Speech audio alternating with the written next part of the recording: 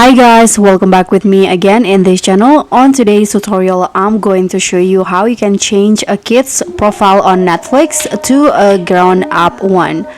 So in here, I have three profiles on my Netflix and I want to change this kid's profile into a normal profile, a grown-up profile. So if you want to do that, just click on the manage profiles and here click on the kid's profile that you want to change. And here you can just click on edit under the maturity settings. So tap on edit and you'll go to the restrictions in here, but you need to enter your password.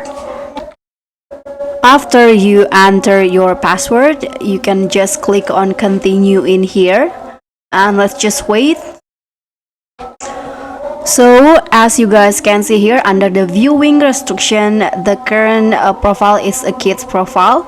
So you can just uncheck this buttons right here and adjust the rating. For example, I'm going to go with 13 or 16, just like this. And after that, you can just click on save.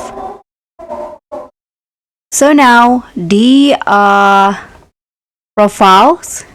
Let's click on the manage profiles in here. Now the kids profile has been changed into a basic profile or a grown-up profile.